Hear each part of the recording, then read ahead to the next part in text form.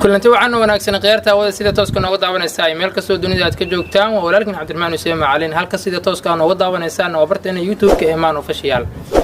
sidoo kale dhammaan bulshooyinka Soomaaliyeed marka hore waan idin islaamka assalaamu calaykum warahmatullaahi ta'ala wabarakaatuh daawadayaal barnaamijkeena maanta kuma saabsano barnaamijyada hore aan noogu barateen ee barteena YouTube-ka Emaan Official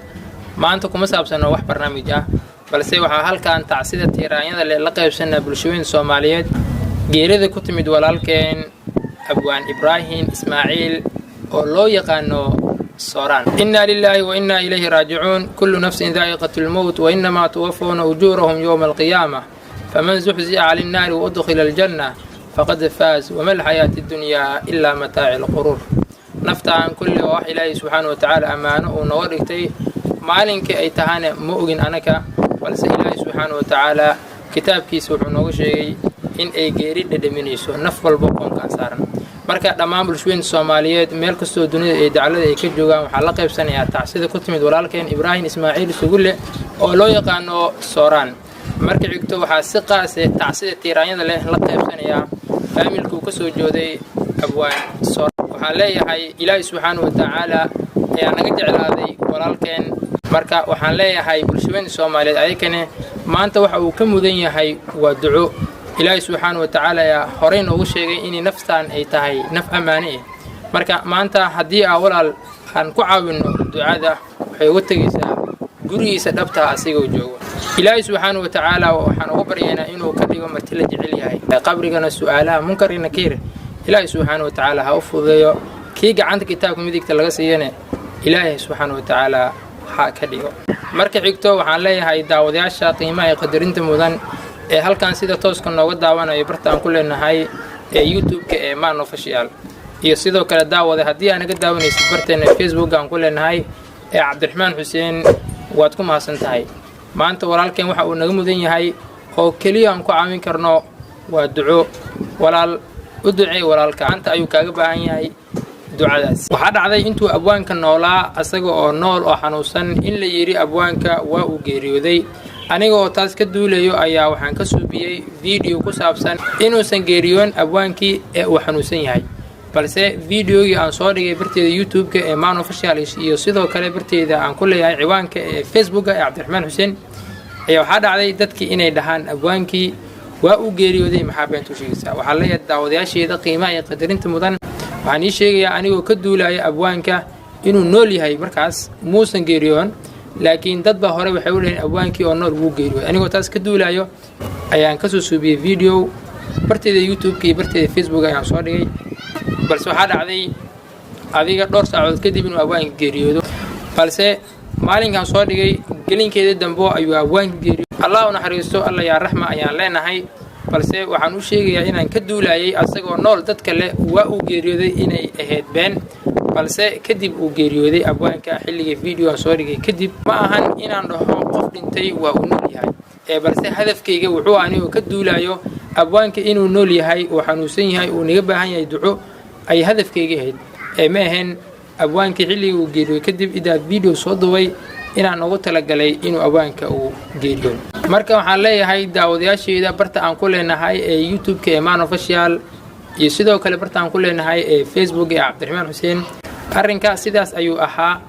ma ahayn videoga aan ugu talagalay video geeri daawade waana kaaga mahadcelinayaa sida aad u daawatay muuqaalkii quruxda badnaa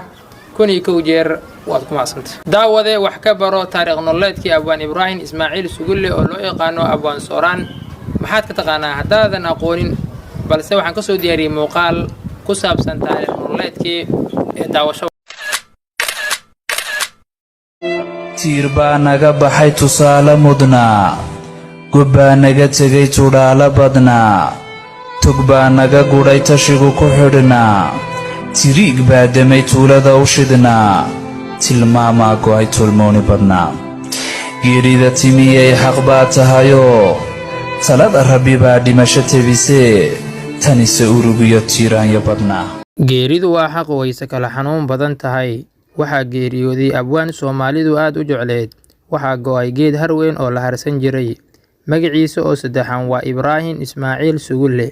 oo loo yaqaano Sooraan magaca Sooraan waxa uu u baxay markii uu yaraa waxa uu ahaa qof caata oo dhuuban. Soomaaliduna waxa ay sooraan u taqaanaa laanta kaliya ee dhuuban oo fiiqan. Marka la barbar dhigo laamaha kale ee geedka, walaal abwaankani geeriyooday waxaan kaa codsanayaa inaad u soo duceyso inuu Ilaahay naxariistiisa u fidiyo. Muuqaalkana sii share gare oo la wadaag asxaabtaada si ay ugu soo wada duceeyaan. Sooraan waxa uu ku dhashay deegaanka Kirir ee dhanka bari kaga beegan magaalada Burco ee xarunta gobolka Togdheer. Waxaanu ku soo barbaaray isla Burco kadibna waxa uu wareegay magaalada Muqdisho oo waqti badan oo noloshiisa ku soo qaatay. sanado badanna uu ku sugnaa. Sanadkii 1997 ayaa waxa uu bilaabay barnaamijkii fanka. Waxa uu ka mid ahaa koox la oran jiray Bakata oo markii dambe la baxday Durdur.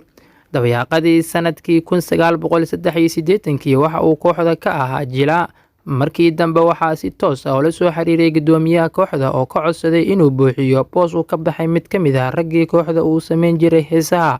Sidaas ayuu ku aqbalay codsiga, waxaana uu sameeyay heesaha reer waqooyi ah. Waxaana heestiisii ugu horeysay uu sameeyay waxa ay ahayd heestii soo degay saarkii duleedo soo degay ee uu qaaday alfanaan Shimaali Axmed Shimaali. Ugu dambeyn gabi ahaanba waxaa burburay kooxdii. Sidoo kale waxa uu la soo shaqeeyay kooxihii waaweynaa ee Waaberi Horseed,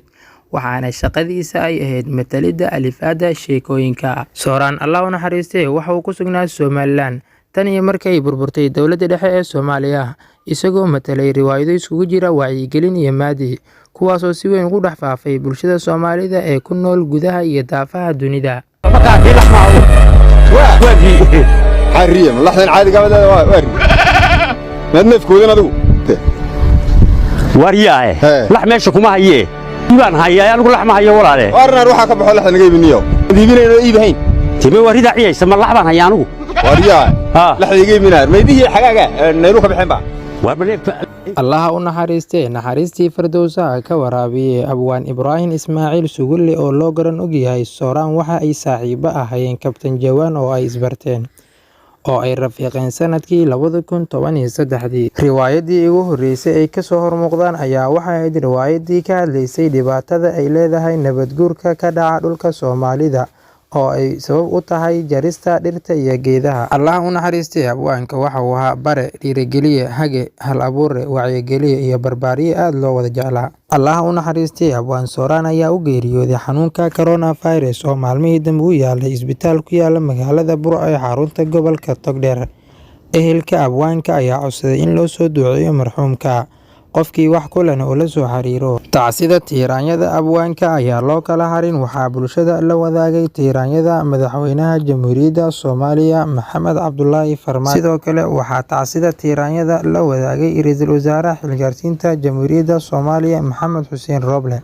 Sidoo kale waxaa tacsida tiiraanyada la wadaagay wasiirka warfaafinta Maxamed Cusmaan Duul. Allaha jannadiisa Firdawsa ka waraabiyo abwaanka. Samiri iimaan kaamil ahna Allah naga wada siiyo, kitaabkiisana Allah midigta ka siiyo. Fadlan u soo ducee walaal marxuumka, maanta ayuu ku baahan yahay. Sii gudbi muuqaalkan oo sii share garee si ay bulshada Soomaaliyeed ugu soo wada duceeyaan.